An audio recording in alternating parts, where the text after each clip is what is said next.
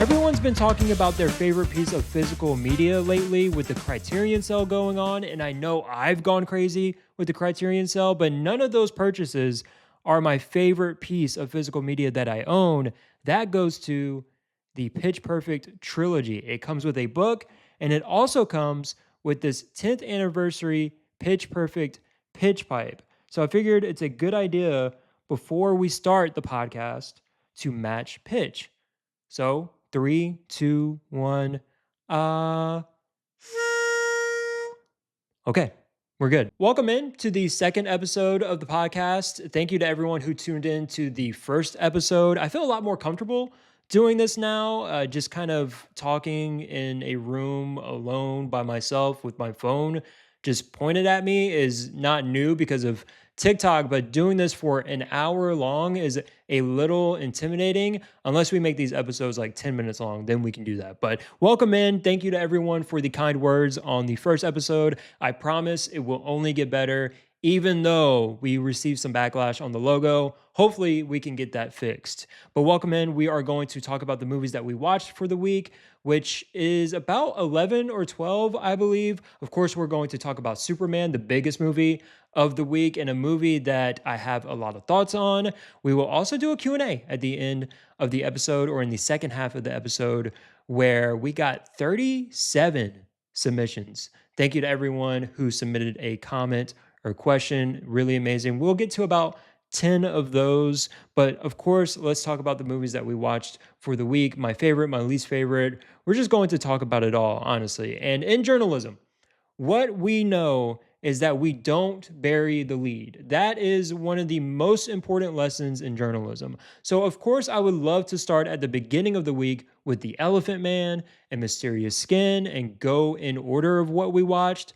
But let's not bury the lead. Superman, directed by James Gunn, came out this week, and we have a lot of big releases. We have Jurassic World Rebirth, a movie that I plan on not watching ever because I've only seen Jurassic Park in that franchise. So that's where my interest kind of, starts and stops. But I'm very interested in Superman. Even though I haven't seen a single Superman movie, I love big event movies at the theaters. I love a packed crowd for these big event movies. When I went, there was a line out the door when I walked out. So people are very excited about Superman, and let's just talk about it. I would love to hear your opinions on Superman as well in the comments. Please let me know, or reach out to me directly and yell at me for my thoughts on Superman. But this is a movie that I liked and a movie that I respect because Superman not only looks incredible, I saw it in IMAX. Despite what we thought about the teasers, despite what we thought about the trailers and how it looked, whether they fixed something, whether they didn't, the movie looks great. There's moments in this movie where it just felt like movie magic. Like, wow, I can't believe I'm in a theater right now. And I hope everyone gets a chance to watch this in a theater. That's how I felt.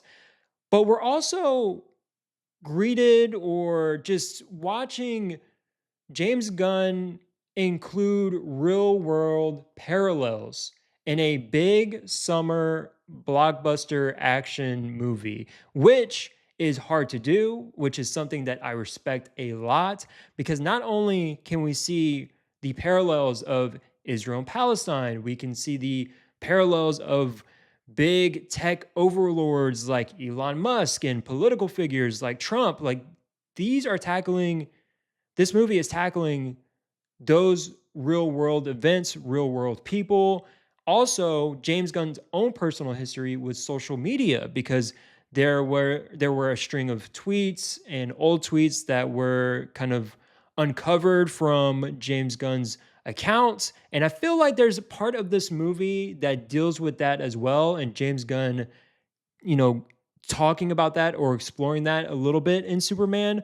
So not only is it a little bit personal for James Gunn, but it's also just kind of tackling real world events and people, which is really hard to do in a big studio summer blockbuster movie. And I respect that a lot. And even if you don't like the movie, maybe you think it looks bad, maybe you don't think it's very funny, maybe you don't like the action, whatever it may be, at the very least, I can respect what James Gunn is able to do because a lot of the superhero movies, when we talk about Thunderbolts, for example, they're kind of tackling broader, still important themes, such as mental health, but they're not kind of zeroing in on on being so relevant. And that's bold. That's really bold to do, and I respect James Gunn for doing that. Whether you think it works or not, I think it does. Even the attempt of it, I think it's something to be admired. Superman 2025, though, want to get more into the positives before we get into what I thought were some negatives or just things that I didn't like personally. Well, the positives, Rachel Brosnahan and David Cornsweet are amazing. They have great chemistry. Some of the best scenes, if not the best scenes in this movie, are between them two. When Lois Lane is interviewing Superman back at Lois Lane's apartment, and you kind of get a sense like we're blurring the lines between Clark Kent and Superman. We're going into the interview, then we're stopping the interview. I love how that scene is written. It's like the best written scene in the entire movie. Also, when they're talking at night, when the Justice Gang is kind of trying to save the city from a giant jellyfish. I think that's what's happening in the background, but that nighttime scene that we get between them two. And then, of course, towards the end, which I won't spoil in case people haven't seen Superman, that's movie magic right there. Those three scenes that we get, I love them all. Of course, another positive from Superman is journalism. We often don't see movies with journalists in them doing actual journalism, and we see actual journalism in here, whether it is the interviews or chasing a story. It's just simply hitting web ready and hitting publish on a laptop or working just out in the field. That was amazing to see. I love that they included that. That's just a little bit of a personal thing for me because if you don't know, I have my bachelor's degree in journalism. That is my full time job. I am an editor. So, very much appreciate when we get journalism in movies. Another positive from Superman is that I think the emotional beats hit a lot here as well. I cried a couple of times, or I teared up a couple of times. And I also want to just acknowledge a little bit some of the negatives because there's there's a lot that's packed into this movie, and I think despite it being under 2 hours, some of it feels very drawn out. I think when we go into the Pocket universe, I think some of the CGI looks a little wonky or not as great as the rest of the movie. So I'm a little bit taken out of the movie when we go into the Pocket universe. But other than that, I think a lot of this movie is just really, really well done, and a lot of it worked for me. And I acknowledge that people will either say that they didn't have fun with it or they don't think it's good. They don't think it looks good as well. But I'm just on the opposite end of that. I don't know why that is. I don't know if I'm swept up in what I saw on the first watch. Maybe on a second watch, it will be different. But where I stand right now, I really liked Superman, and this just I don't know. This whole conversation around people who are in love with previous Superman movies and trying to criticize James Gunn's Superman because they prefer Man of Steel and Zack Snyder. It's just why do we do that? That's my question. Why do we do that? Is Zack Snyder paying you to do this? Do you have something against James Gunn personally? I never understood that. Maybe it's because I don't have a relationship with Man of Steel or the Superman character in general. I never understood bashing. People are taking a look at the box office numbers and being like, well, it's a flop. It's like, what do you care about box office numbers? Right? Like you've never cared about any other movie's box office numbers, but now you want to look at James Gunn's Superman because you want to prove a point about Man of Steel. Also, if we're acknowledging that they're two different movies, even though they are focused, even though they're about the same character, then what does it matter if they're two different movies from two different directors? What do you want to succeed? What do you want to happen in acknowledging that Superman is not as good as Man of Steel in your opinion? So I haven't seen Man of Steel. I haven't seen the other Superman movies, but just from the outside looking in of people trying to push their Zack Snyder, or even on the other end of the spectrum, even pushing like a James Gunn agenda. You do not know these people personally. Are these people paying you to have this opinion? And why is your opinion so strong about people liking a movie? Like, if people like Superman, let them like Superman. If people like Man of Steel, like, let them like Man of Steel. And of course, you don't have to like it. You don't have to like the movie itself, but it makes zero sense to me why you would just go on the internet. Like, I saw someone uh tweet out that they were bashing James Gunn Superman, and in the comments they were like, "Well, I think it's garbage and I haven't seen it yet." How is that even productive? That just that doesn't even I want to move on from that point, but I just wanted to bring that up because it's very frustrating to see that online. Again, you don't have to like the movie. I don't totally love Superman, but there's a lot that I appreciate. There's a lot that I like. There's a lot that I respect about what James Gunn was able to do with this movie. But again, is is anyone paying you to push any of these opinions, or to kind of bring down a movie because you like another movie more than that? I don't do that with rom-coms. I don't think. Actually, maybe I get it, because when we talk about Friends with Benefits and No Strings Attached, they came out in the same year, I believe, and of course they're both tackling the same subject matter in those movies. And I was kind of like, Friends with Benefits is the one. Friends with Benefits is the movie, and I don't think No Strings Attached is nowhere near as good as Friends with Benefits. So maybe that's my James Gunn and Zack Snyder. So maybe I should just self-reflect and not be a hypocrite when I talk about this. So maybe I understand them a little bit. But what did you think of Superman? Would love to hear what you think of the movie. I think more than not, it's been a positive reception. It's a positive reception around Superman, and that's really cool to see. A big event movie, summer blockbuster. People are liking Superman, and Superman has a lot to say. So I hope people are able to go check it out. Now, let's talk about what else we watched during the week. And we started the week with The Elephant Man from 1980. Can't remember if we talked about this movie in the last episode, but just in case we didn't, this was a recommendation by Jacked Nerd. We did a movie swap. The Elephant Man by David Lynch. We know, or we may not know, that I'm on my David Lynch journey. I have seen Mulholland Drive, Lost Highway, Blue Velvet, Wild at Heart, and my fifth movie that I've seen by David Lynch is The Elephant Man. And The Elephant Man feels very different from what I've seen of David Lynch. And I kind of expected this because people said that The Elephant Man is a little bit more straightforward. And that's exactly what it is. It's not anything mind bending. The Elephant Man is more of a heart wrenching story that wants to tug at the heartstrings and just kind of give you a different style of storytelling that what I become accustomed to with David Lynch. So it was a nice kind of change of pace. And also, this movie came out in 1980. That is before the other movies that I've seen by David Lynch. So interesting to see maybe an evolution, just different style for David Lynch. And The Elephant Man is really, really good. Highly encourage. If anyone can go check out The Elephant Man, it is on the Internet Archive. That's where I watched it. Just don't expect anything mind bending when it comes to this movie, but still expect it to be just as effective, in the sense that you'll still be thinking about this movie even after you finish watching it. So The Elephant Man, really, really good. I gave it a 4 out of 5 on Letterboxd.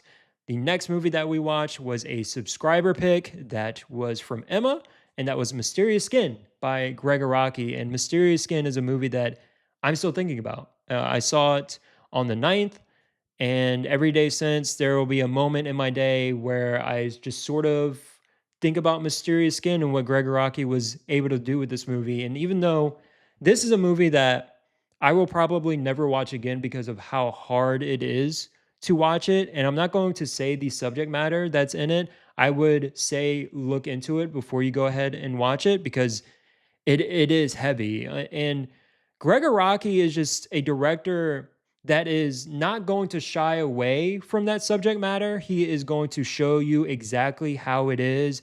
It's not going to be heavy-handed in this movie that I've seen. It's not as stylized as the Teen Apocalypse trilogy, and if you've seen the Teen Apocalypse trilogy, that is known to be very expressive. Mysterious Skin is not like that, in my opinion. Mysterious Skin is just showing you a harsh and sad reality that people go through. It doesn't let up, it doesn't pull anything back, it doesn't try to hide anything. And it's not done in a glorifying way. It's not done in shock value. Mysterious Skin is a very genuine movie, and it's very, very heartbreaking. Mysterious Skin is a movie that I gave a 4.5 out of 5 on Letterboxd, and I will. It's a movie that I would suggest to people, but with the disclaimer that you have to look up maybe what the movie is about before you go and watch it. I didn't totally know because I just trust the subscriber picks. And if it's the most voted movie, then I will watch that movie. But go in and look up what the movie is about before you watch it. It might help you because it's definitely dark. It's definitely heavy. But Greg Araki is a director that I can't wait to watch more of his filmography. Just hopefully when I get the time to do so, because we're going through these subscriber picks and movie swaps, and it's been very, very fun and eye opening and just expanding my taste. So you know what? Just the subscriber picks, everyone's been doing a great job with the suggestions, even if I haven't totally loved every single movie. They've been all amazing and just really helping me in expanding my own taste. Mysterious Skin, great. I do recommend. I also recommend to watch more Greg Araki. I have to watch more Greg Araki. The Living End, I've been recommended. Also, Smiley Face. I've only seen Mysterious Skin and the Teen Apocalypse trilogy. And Greg Araki is just like someone I continue to think about and can't wait to watch more of. After that, we watched Star Wars Episode 3 Revenge of the Sith, completing the prequel trilogy. I watched the original trilogy. Now I've seen the prequel trilogy. And I can confidently say that I prefer the originals over the prequels. I did not grow up on the prequels. I know people's opinions on the prequels kind of rely on their relationship or just nostalgia, how they grew up with these Star Wars movies. So they may like the prequels more than the originals. But as someone who has never seen these movies up until like a couple of weeks ago, I think the originals are just better. They're more authentic. They're more charming. Now, Revenge of the Sith is the best in the prequels because The Phantom Menace and Attack of the Clones, just not a whole lot of good stuff going on in there. But Revenge of the Sith is a better structured movie. It's better paced. The performances are better. Hayden Christensen, I am looking at you. I am looking at you. I know I was on you last episode, but you were better in Revenge of the Sith. I will give you that. And I know we could talk about the script or whatever it may be, but better performance by Hayden Christensen in Revenge of the Sith. So shout out to you. Shout out to Revenge of the Sith. I still gave it a 3.5 out of 5 on Letterboxd. I know that's low. I know people were expecting like a 5-star rating, but I've just got the originals over the prequels. And it's just a feeling that I have when watching these movies that I don't think any of the prequels are as authentic as the originals. And that's just kind of where I stand on it. Maybe over time that'll change, but who knows? Star Wars Episode 3, Revenge of the Sith, 3.5 out of 5. That is a good rating. Now, let's go on to a personal watch. So, took a little bit of a break from the subscriber picks, and we watched David Cronenberg's 2024-2025 release, The Shrouds.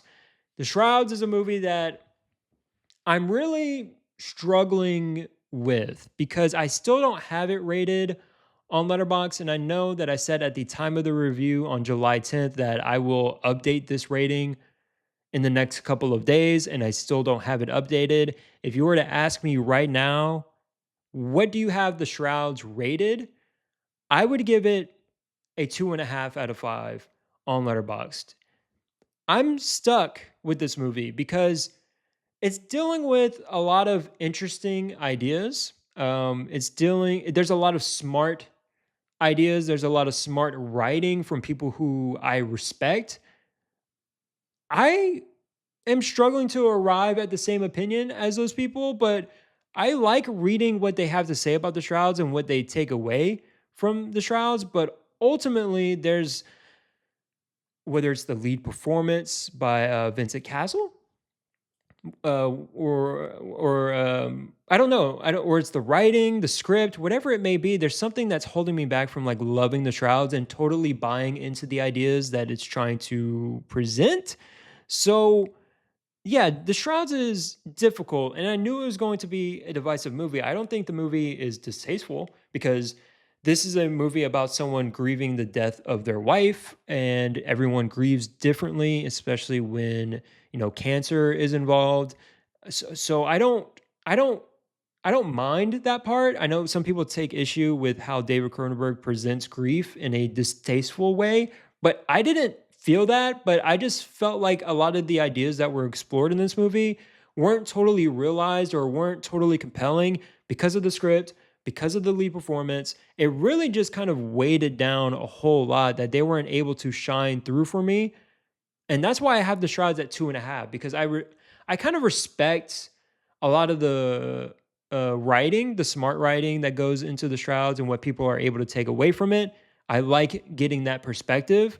But on the other hand, when I sat down to watch this, and when I talk about my own personal enjoyment of the Shrouds, it's not there a whole lot. So I'll give the Shrouds like a 2.5. Actually, let me just update it right now. I just updated it on Letterboxd. So we have it at 2.5 out of 5 on Letterboxd.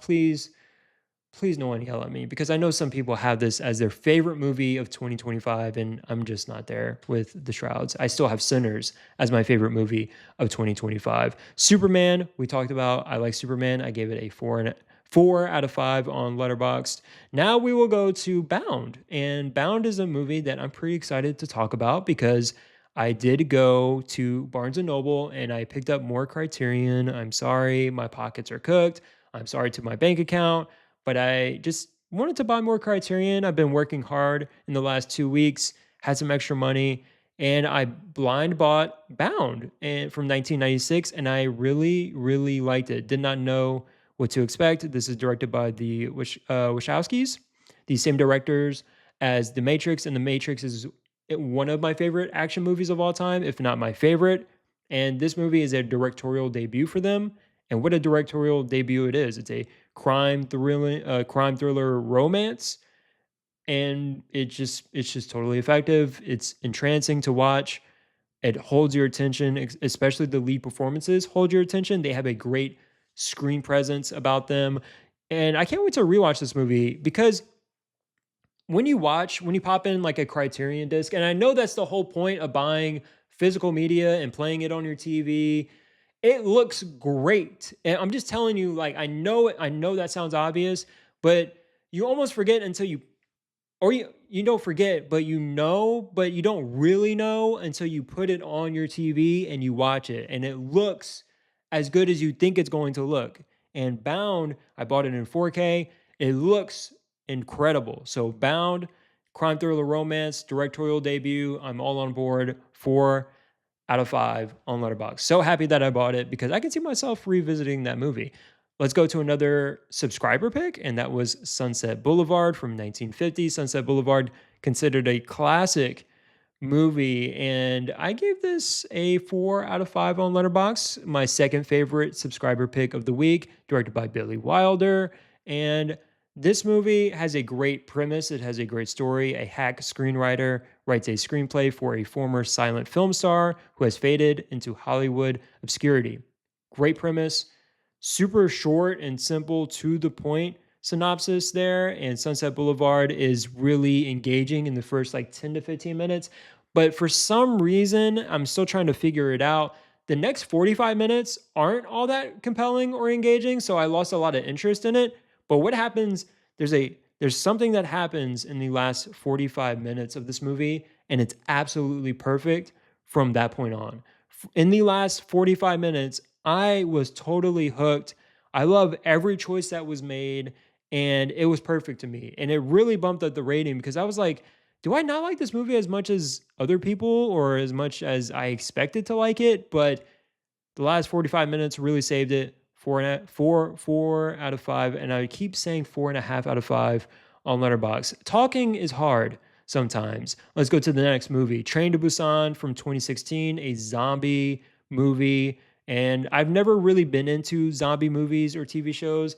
if you ask me like what zombie movies or TV shows that I have seen, Zombieland? Is that really it? Because I don't know. I'm just not really interested in zombies. That's just kind of how my life has always been. But Train to Busan, pretty good. And a movie that I thought I was really going to love in the first 30 to 40 minutes because this movie moves extremely well. They get right to the action. They're setting up these characters extremely well. But then there's something that happens in the second act where I'm kind of just watching this. I mean, it's all taking place pretty much in one location. It's all pretty much taking place on the train, which I love. But a lot of the emotional beats or a lot of the action, it just kind of feels one note to me. And that's, I think, part of the con of it all taking place on a train or mostly one location is where when the same thing just keeps happening, when a lot of the same like action set pieces or a lot of the similar characters' feelings just come into play over and over again, you start to feel like the movie's becoming a little bit more one note. And I thought it would kind of regain some traction in the third act, but it doesn't necessarily get there, even though it does make some choices in the third act that I really admire. So this movie is not, it's not like I enjoyed it to the point where I'm giving it a higher rating than 3.5, but a 3.5 with a heart feels right to me on Train to Busan. And again, these are all just great subscriber picks because maybe I never would have watched Train to Busan, but I watched it and I liked it at the end of the day. Next subscriber pick, and I believe the last one of the week was Taste of Cherry. Yes, because the next three are personal watches. Taste of Cherry, 1997.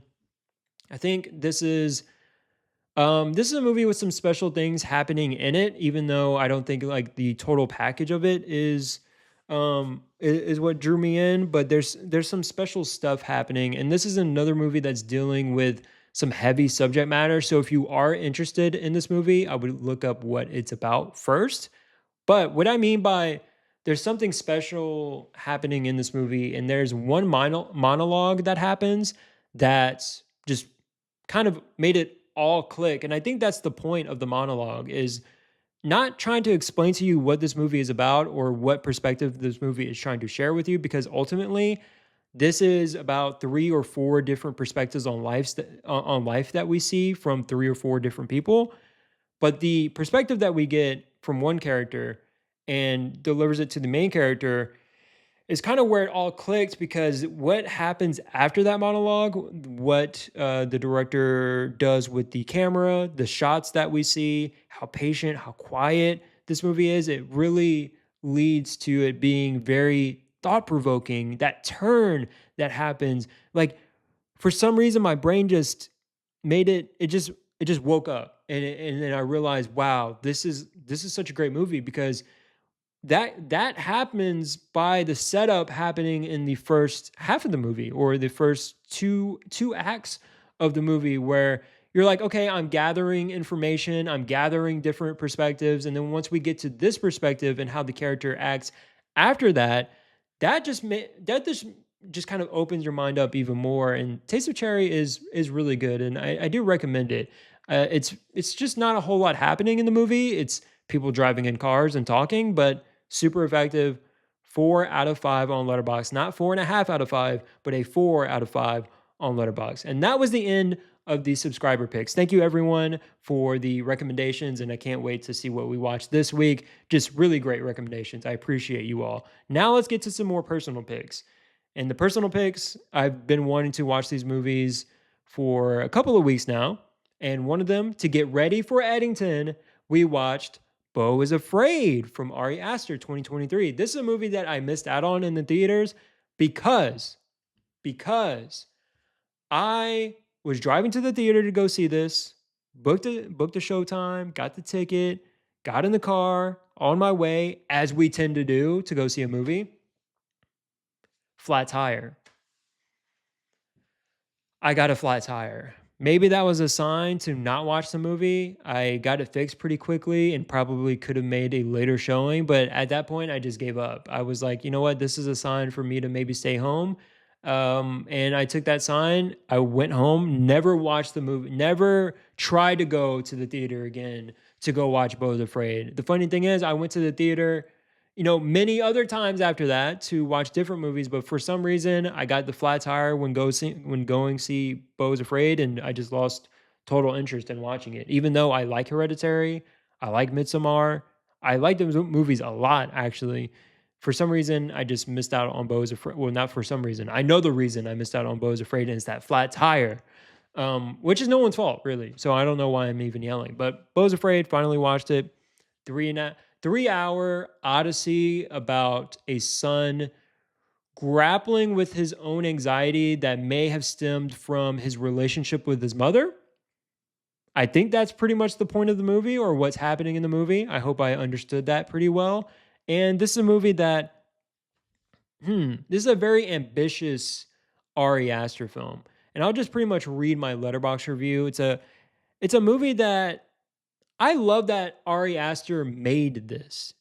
Do I love the movie itself? Not necessarily. But there's something about directors that have a couple of critically acclaimed films under their belt, and then they get this, whether it's a blank check or just full creative control to do whatever they want. And this is how Beau is Afraid felt. It felt like Ari Aster was saying, I've got Hereditary, I've got Midsommar. They did really well. People loved them, critics loved them. I'm just gonna make what I want to make right now. And that's Beau is Afraid. He made Beau is Afraid, and did it do well at the box office? No. Was it the most well-received movie at the time? No, but I think over time this movie is going to get reclaimed a little bit more positively. And for me, I'm like higher on this movie than I am lower. Out of that just pure respect for just a really ambitious movie. I think of Damien Chazelle with Babylon. I think of Paul Thomas Anderson with Magnolia. These are directors that took big swings. I think of Spike Lee with Bamboozled, and that was another big swing. So what Ari Aster was able to do and just being really just out there and going for it, I like it a lot. I don't understand everything that's happening here. I don't think that's the point to understand everything that's happening. I enjoy spending time with this movie, and then also I enjoy reading about this movie. For some reason, there's just ideas in this movie that don't totally come together when we're talking about maybe anxiety, when we talk about relationships with parents. There's so many ideas or so many scenes in Beau's Afraid that I don't think totally connect in a way where it's all coming together. It's just not all coming together for me in Beau's Afraid. I gave it a 3 out of 5, but with a heart because I'm a little bit higher on this movie than I am low. I would love to know what other people think about Beau's Afraid because Beau's Afraid I knew it was going to be a divisive movie. It's not that I dislike it. I do like it. I'm just not like super, super high on it. I'm not there with Masterpiece yet. Maybe in 10 years' time. All right. A movie that I've been wanting to watch for a while because Spike Lee is becoming one of my favorite directors, and that is Crooklyn from 1994. I've seen Malcolm X, seen Do the Right Thing, The Fly Bloods, Black Klansman. There's another Spike Lee movie that I've seen that I'm totally blanking on, but I'm getting more into Bamboozled. I've seen Bamboozled. Spike Lee has just not missed. I've seen Inside Man. I'm just now remembering like all the Spike Lee movies that I've seen, but I've liked or loved every Spike Lee movie that I've seen. And Crooklyn is a movie that I'm just going to bucket into the I love category. You ask me right now, Spike Lee's my favorite director. Crooklyn is like a slice of life movie. It's wonderful. It's heartfelt. It's very charming. Again, we see Spike Lee moving the camera in a way that not a lot of directors do or no other director does. I kind of compare him to Steven Soderbergh in a way. When I watch Steven Soderbergh movies, during conversations, the camera cuts in such an interesting way that you're not expecting it.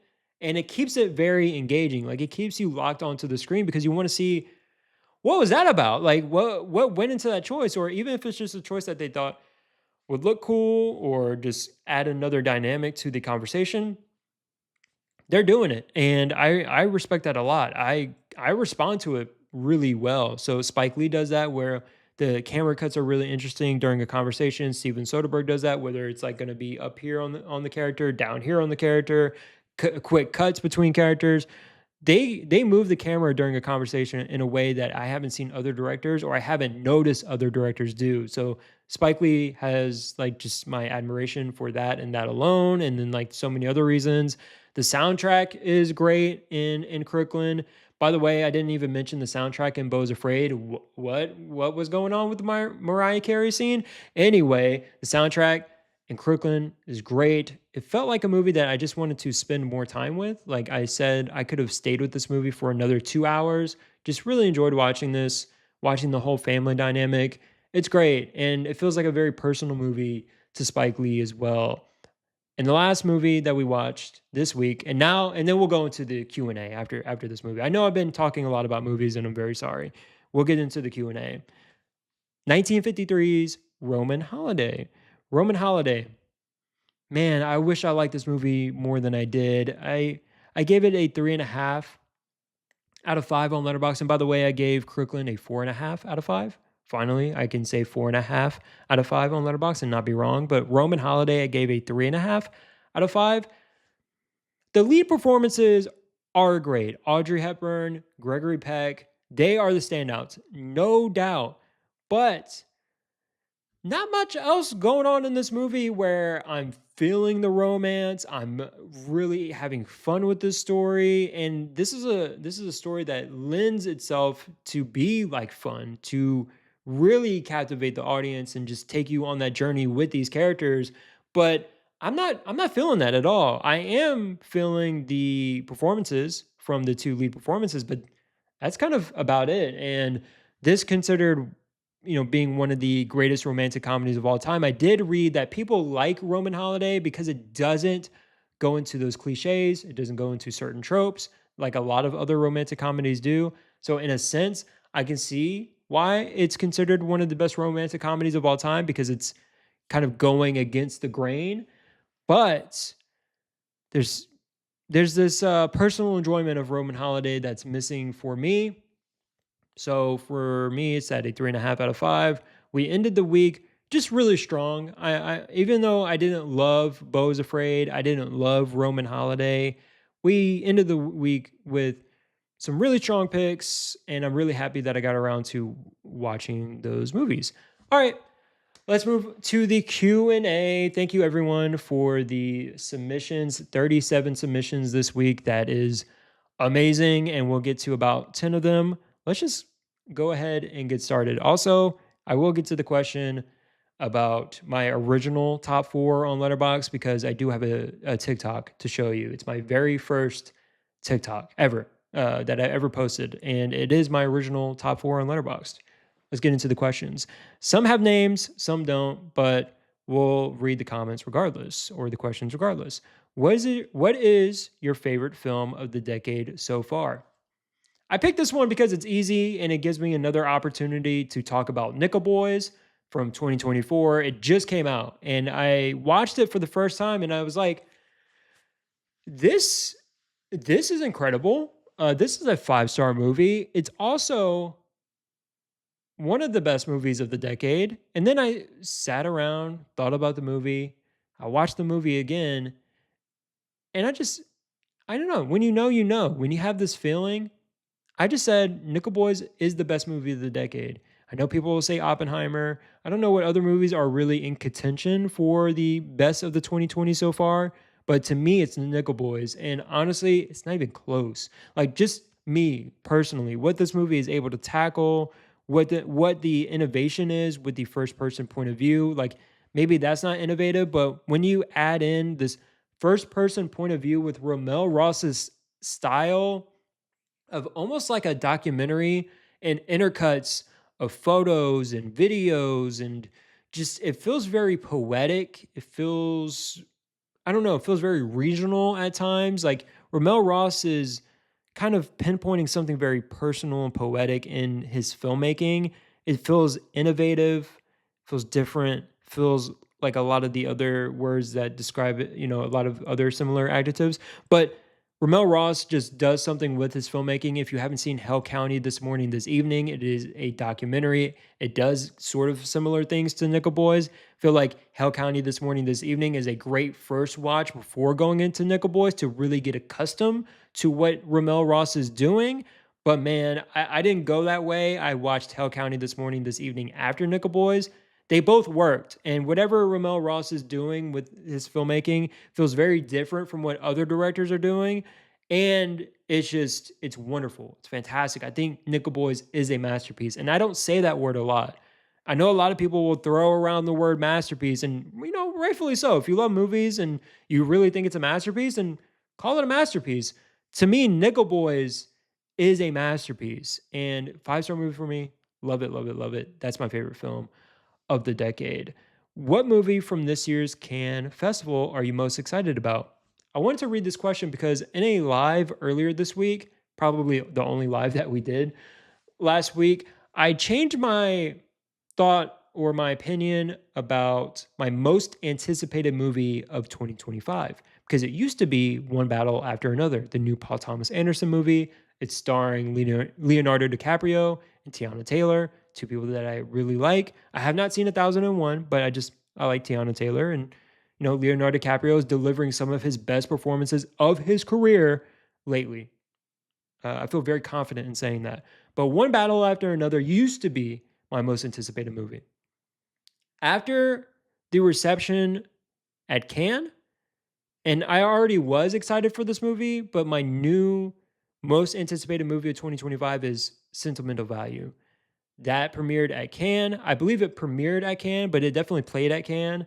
It won like runner-up for the best movie at the festival.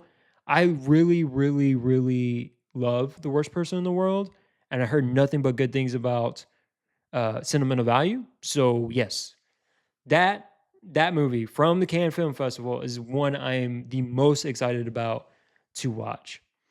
Okay, let's go on to another one. If you could erase one movie from existence, what would it be? I've got it. Man, y'all are asking great questions because they're really easy to me. If I could erase one movie from existence, it would be Disaster Movie. And I'm not saying let's get rid of all of the parody movies because I understand the point of doing those parody movies.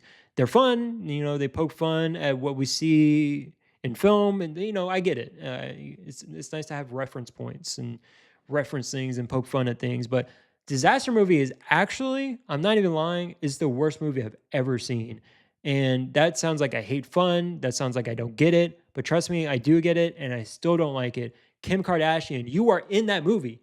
Kim Kardashian, you are in Disaster Movie. You can get this movie wiped from the face of the universe, like, please, if you can do so, just remember you are in that movie, and the movie is not good. It's not. Like, I was in the mood to watch one of the parody movies, and I just chose Disaster Movie, and yeah, it's actually the worst movie I've ever seen. So I would remove that movie from existence, but if we had to remove another one, it would be Aloha. Aloha being the first movie I have ever walked out on. Now, lately, I've walked out on a couple more movies. I'm going to be honest there. I walked out of Mean Girls 2024, and I walked out of Founders Day, the Regal mystery movie. I walked out of both of those movies. But look, hear me out. The first movie I ever walked out on was Aloha. And I walked out of it, and I went straight to a rewatch of Pitch Perfect 2. Greatest decision that I've ever made. What film have you seen the most times? Well, that is easy. It's Pitch Perfect. And that's why it's my favorite movie of all time. There got to a point where I was trying to be like more like self-serious, and I wanted to be maybe respected by saying Good Will Hunting is my favorite movie of all time, but none of that matters. To me, your favorite movie is the movie that you've seen the most. Like that's just to me. If it's the movie that you can put on at any time and watch, and a movie that you will never get tired of, it has to be your favorite movie. And as much as you want it to be like something really critically acclaimed and serious and dramatic, whatever it may be, you got to just be honest with yourself. And I was honest with myself. Pitch Perfect is my favorite movie of all time, and it's the film that I've seen the most times. Thank you for the question. Let's see. We're going to go to another questions. Do you think modern audiences have lost patience for ambiguity in film? Great question, because this is tough. Modern audiences versus like general public is kind of where I would lean. Like, if this question was, do you think like the general public has lost patience for ambiguity in film? I would say yes. I think lost patience in general. Our attention spans are a lot shorter these days, thanks to phones and social media, whatever it may be. That is just, I honestly think that's just the truth. That's not me trying to be like a boomer or anything like that. I'm just being honest. Like, even my attention span is shorter these days, but like more modern audiences have lost patience for ambiguity in film. I think some modern audiences like it. Even when we look at Anora, for example, Anora winning Best Picture, Anora doing really well at the Oscars and the box office, and people loving it online. Now, I know there's a section of people that do not like Anora, but that the ending to Anora is kind of ambiguous. Now, to me, not necessarily, but it's still really effective and haunting. Like, I wish more endings were like Anora. I wish more endings, like, in Challengers, for example, is that movie, that ending is a little bit more ambiguous. And I know we're not talking about like ambiguous endings, but just for some reason, when we talk about ambiguity in film, I'm just thinking about endings. Like, the Challengers ending is ambiguous, but people love Challengers. Like, people showed up for that movie. They had a lot of fun talking about it online. So the appetite can still be there for ambiguity. However, it's kind of like few and far in between, because I think when people watch movies at home, studios, production companies, whatever it may be, like the people who make the movies are very aware that you're going to have a second device on hand. So they don't really leave anything up to imagination. Whether it's like, I'm going to show you the action and tell you the action and dialogue. So just in case you were looking away and down at your phone, we're also going to mention what just happened. And so it's like redundant. It's just repeating itself. Like I just did there. I just explained the definition of redundant after saying redundant. But you know, that's what's happening. So ambiguity is getting lost a little bit in film, because audiences have lost patience for it, and especially in movies that stream, they know that, so they will just purposely explain stuff to you, because you may be looking away from the TV. Okay, thank you for the question. I hope I answered it. Maybe I got a little bit off track there. Let's see. Do you think constraints like low budgets lead to better creativity in film?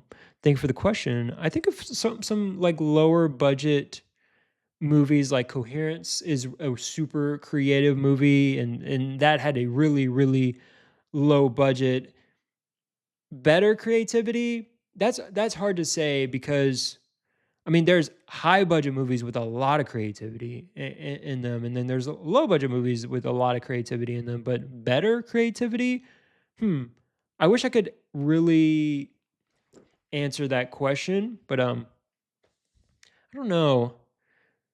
That one's hard. I would love to hear what you think about that. Do you think constraints like low budgets lead to better creativity in film? Probably, my first instinct would just be say yes, because you have to work around a lot more things than you do if you have a higher budget. What's your favorite animated film in a Disney, Pixar, DreamWorks way? My favorite animated movie is The Incredibles. That's my favorite Pixar movie. My top four animated movies of all time: The Incredibles, Tangled, Spider-Man Into the Spider-Verse, and Princess and the Frog. Those are my four favorite animated movies. Thank you for the question. Let's see. What advice would you tell your younger self when you were first getting into film? Thank you for the question. The advice I would tell my younger self when I first got into film is just not to be scared of those older movies, not to be scared of black and white films, not to be scared of international films, because when you first get into film, you want to watch, of course, the movies that everyone's talking about, the popular movies. You want to watch the Interstellars, you want to watch Good Will Hunting, you want to watch, you want to watch those movies. And for a while, like I like those movies, and then I would only stick to new releases. That was my journey in movies, and it's only happened in the last like year or two where I've now gone back and started appreciating older movies.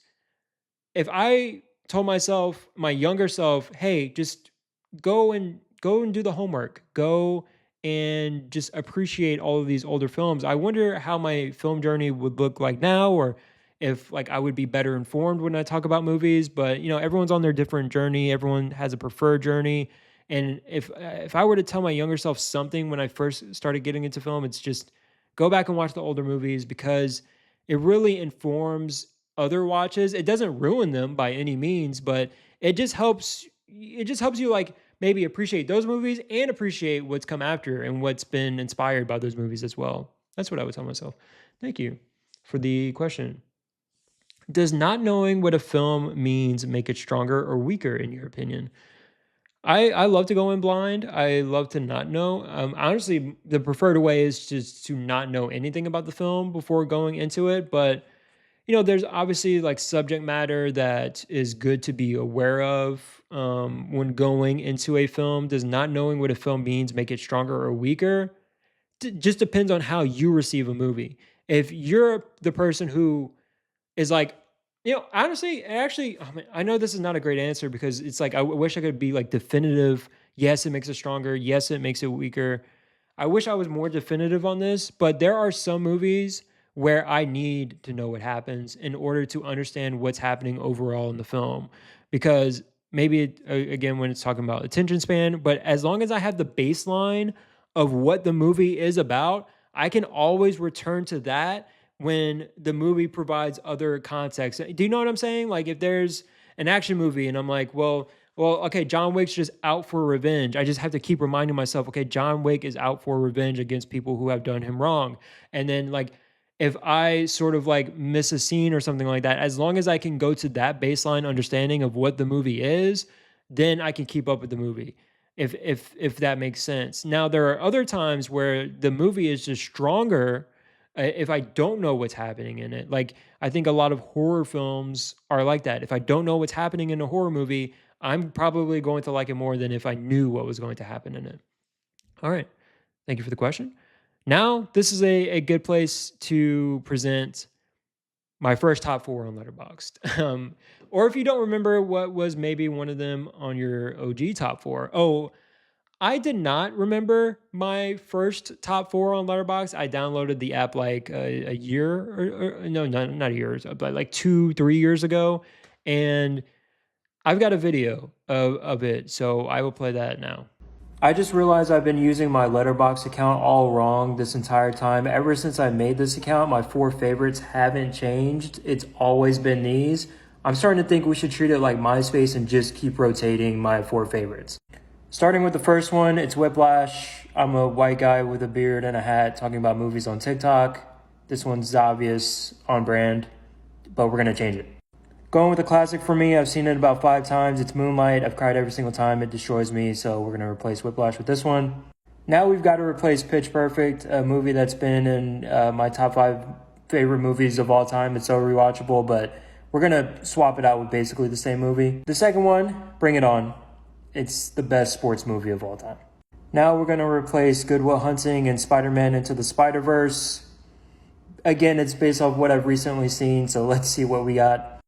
For the last two, we're going with A Portrait of a Lady on Fire. Second time watching it. It's like the most adult I've ever been watching a movie. I just put everything away and I just focus on it. And then the fourth and final one, again, Devil Wears Prada. I've seen it about 10 times. The best looking grilled cheese you'll ever see in a movie. Her friends suck. Okay, that was the first TikTok. We have improved a little bit since we first started. Let's get back to the questions. It's wild how some movies look perfect but feel totally soulless. Where do you think that disconnect comes from? It's wild how some movies look perfect but feel totally soulless. Because there's, as much as we like to say like film is a visual medium, and it is, don't get me wrong, it is. One of the most compelling things to me is writing. And you need to have so many other parts to a movie in order to make it work, in my opinion. Like, I really, of course, like, I'm an editor. I went to school for journalism. I was an English minor. Writing is so important to me. And as the movie can look incredible, but if the characters aren't developed, if there's not a whole lot written into them, even the writing, it doesn't have, best screenplay doesn't mean the most writing. It just what is effective. Like, are we having certain callbacks? How smart is it? There's just like there's so many things that go into it. So like the movie can look perfect, but if I don't feel connected to any of the characters because of the writing, then it'll feel soulless. Let's see. Um, Top three cereals. Thank you, Nickel, for the question. Top three cereals. I mean, growing up, I ate Fruity Pebbles. Then I evolved to Cinnamon Toast Crunch. And then now in my later years, it's Honey Nut Cheerios. So those are my top three.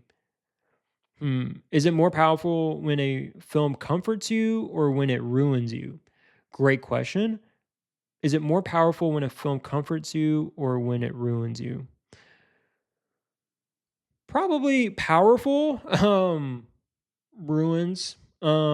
If I'm like ruined by a movie, it's just like something that I'm always going to like just I don't know. It's tough because you'll always want to revisit the movie that comforts you, and then on the other end, if it's ruined you, you'll never want to revisit it ever again. But if it's more, is that more powerful to be like I'm never going to visit this movie ever again because it just ruined me? That's kind of where I lean. Um, Thank you for the question. All right, Julia. Hey, what do you feel was the most disappointing film so far in 2025? This is another easy one. Thank you, Julia, for the question. Life of Chuck. Life of Chuck is the most disappointing film so far in 2025. If you have not seen the movie, I am not going to spoil it. I'm not going to spoil how it's structured, but that is the problem. And how the movie is structured, the narration in the movie, that is what really holds it back and what makes it a super frustrating movie to watch. Maybe you know what? If you haven't seen it, maybe skip like 30 seconds ahead or like a minute ahead in the podcast. But what makes like Life of Chuck the most disappointing film in 2025 is the narration literally explains who the characters are in the scene, what the characters are about to do. And then once you sit with that scene and you're able to think about what you just saw, do not worry because the narration will come back in and explain to you exactly what to feel or what to think about the scene. Before any of it happens, you know who the characters are, you know what they're about to do. And then when you finally get a chance to start thinking about what you saw, that doesn't matter because the narrator is going to tell you exactly how to feel. So that setup, as much as I like the nonlinear storytelling of it all, as much as I like the performances that are happening, that setup, that structure is super frustrating. And that's what makes it the most disappointing film so far because I heard a lot of great things about this movie out of, when it premiered in festivals in 2024. Now it gets the theatrical release in 2025. So it's building that anticipation because people are really connecting to this movie. And I still don't blame you if you connect to this movie. Just for me, that narration is what held it back a lot. Thanks for the question, Julia. Really appreciate it. Thank you for the questions. Oh, we have to talk about music, I guess. Because I saw a question about music and someone saying that I need the lore. What is your favorite artist/band of all time and your current favorite? So the lore. If y'all want more lore, this is the podcast for you. We've got favorite artist/band of all time. My first physical album that I ever bought was Linkin Park's Meteora. Now, I would not say Linkin Park is my favorite band of all time, but when we talk about lore, the first physical album I ever bought was Meteora by Linkin Park. My favorite artist/band of all time. Um, Tough. I can only name like my current favorites right now because I like Beach Bunny, I like Hiatus Coyote, I like Mac Ayres, I like Ryan Beatty. Man, I don't know. Like, and then we talk about hip hop artists as well, like Smino, JID, Kendrick, No Name. I mean, there's so many artists that I like, but I do have like some favorite albums of all time. Like Nas's Illmatic is one of my favorite albums of all time. Anderson .Paak's Malibu is one of my favorite albums of all time. So those are two of my favorites. And I used to go to concerts a lot. These days, not so much because I'm spending all my money on Criterion and I work nights. So it's really hard to go out and go to a concert. But yeah, I've been to a lot of concerts. I listen to a lot of music, even though maybe it doesn't seem like I listen to a lot of music because I can't come up with like a favorite of all time. But that's kind of like who I listen to. Let's see. All right, thank you all for the questions. We're gonna get to a couple of more here, and then we'll wrap up the podcast because it's already gone like an hour. Hopefully, you're all hopefully you're all still hanging out. Let's see. Why do you think Lynch's work still resonates so deeply, even when it doesn't make sense for some? Why does David Lynch's work still resonate so deeply? Hmm. Well, I think there's a section of people that still miss that wonder. They still miss wanting to think about the movies. They want to unpack all of these things. Media literacy. While we all think it's gone down, there's still people that are seeking movies like that. And then I think his passing, of course, like R.I.P. to David Lynch. People going back and just wanting to discover his work and wanting to just really, what is David Lynch all about? Like who was he and what did he make? Like there's a genuine curiosity for David Lynch, and that's just like speaking like personally because I had never watched the David Lynch film before he died. And then after he died, I still hadn't watched it up until like we did subscriber picks and then I started making content on TikTok and everyone was recommending me David Lynch movies. So that's when I really started watching. But I think Lynch's work resonates deeply because, as much as it doesn't make sense for some, he's still trying to say something in these movies. And if you care enough to think about it or engage with the art, then you'll come away with something. And then that's why I think his work still resonates. Because if you are willing to put in the work, the movies are going to reward you. Great question. Thank you so much. Let's see. Is there one specific filmmaker that really made an impact on you, either now or when you were younger? Thank you, Hayden, for the question. One specific filmmaker that's really made an impact on me, either now or when you were younger. Like when we talk about like favorite directors or like filmmakers that have made an impact on me, like I don't point to specific filmmakers. I don't point to like specific actors. I don't point to any of that. Because this is almost like go into the next question that I'll read, and then we can kind of wrap up the podcast there. Thank you all so much, but we'll answer these couple of questions, and then end. But a specific filmmaker. Well, right now it's like Spike Lee. I mean, right now I mentioned it earlier in the podcast, but Spike Lee is becoming one of my favorite directors of all time, and I think it's because he's like he's unapologetic. He's got his own style. I don't know. It's like you can really feel him behind the camera, and you can just feel his own his own signature on the movie. And I don't know. I really resonate with what Spike Lee has been able to do. Damien Chazelle is another director that is like when I first started getting into film, like that's a director that taught me like, okay, let me follow a director. Let me see what the director has coming out. Barry Jenkins is another director like that. And now Romel Ross is having that effect on me where Romel Ross is doing something different in the space that I really want to explore more of.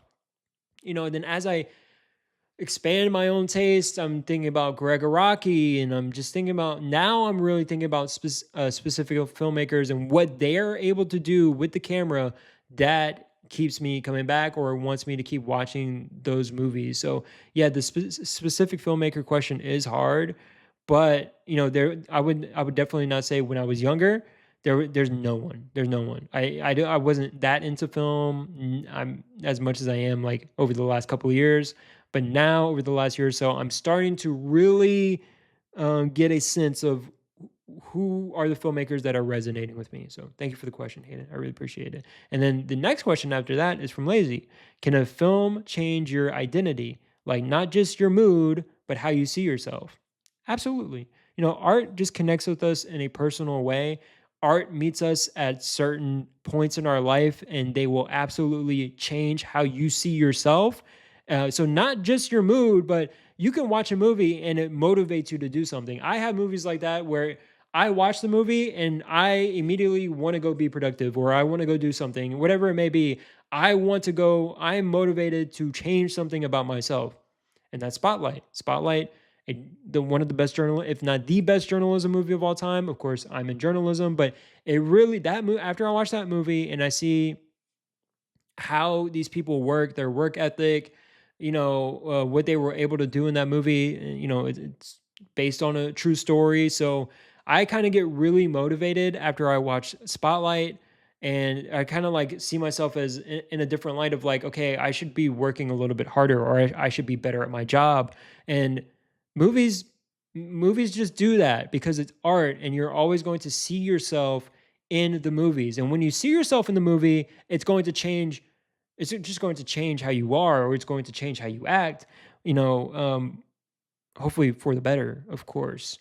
But man, great questions this week. I feel like they were deep and really, really appreciate it. I'm trying to see if I missed any other ones. I think that's all. I think we got to all the ones I wanted to answer. And I'm sorry if we couldn't get to your question. There are some questions on here that I have not gotten to, but hopefully next week we can answer some more questions. We're already over an hour on this podcast. Okay, we'll wrap it up here. So thank you so much to everyone who listened to the second episode of this podcast. Hopefully you enjoyed it. Feel free to I still didn't mention it, but feel free to subscribe to the YouTube. And that's pretty much all I got. Drink plenty of water, watch a great movie, take care of yourself, and get plenty of sleep. I'll see you next week. Okay, bye.